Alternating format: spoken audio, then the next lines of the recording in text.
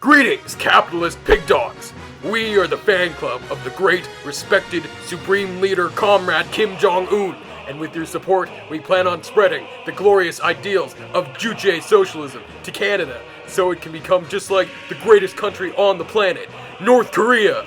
Juche is the improved North Korean form of Marxism-Leninism, invented by our eternal president, great leader, Comrade Kim Il-sung, the glorious founder of North Korea.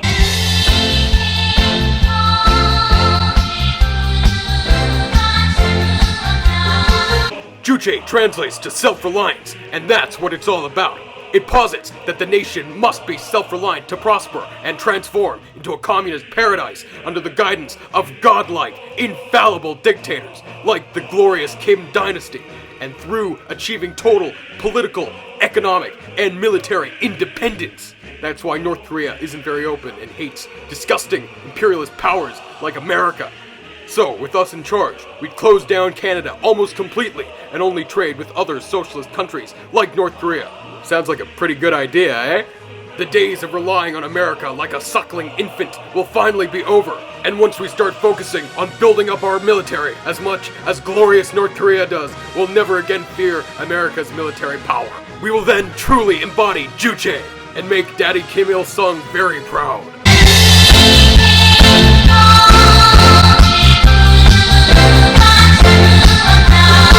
This will of course mean creating a DMZ across the US-Canada border, just like in Korea. So you're probably wondering how we'll solve the main problems facing weak, self-obsessed Canadian society at the moment. Well, noble Juche ideology can solve any problem, just like in North Korea, so we'll turn to them. Unaffordable housing and sky-high rents? Well, under Juche, there is no private property, and landlords just don't exist, so no one has to pay any rent, and everyone gets their own apartment, which they will never own because everything is the property of the state. Since our healthcare is already socialized, we'll keep it as is, but the best will go to the political class because they do such good work maintaining the eternal revolution. Toxic drug crisis? Ha! Well, like North Korea itself, the state will actually begin producing toxic drugs in order to bring in cash after the country's completely isolated itself. As North Korea does, we'll also begin counterfeiting money, selling illegal arms, selling our own people, and fake Viagra.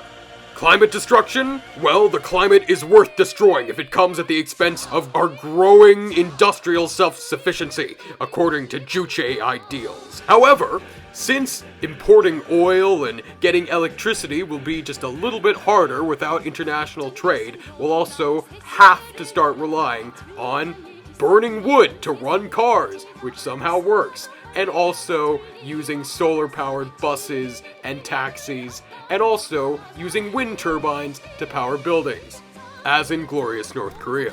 Eroding public services? Well, public servants can't strike when the Supreme Leader has a gun to their head.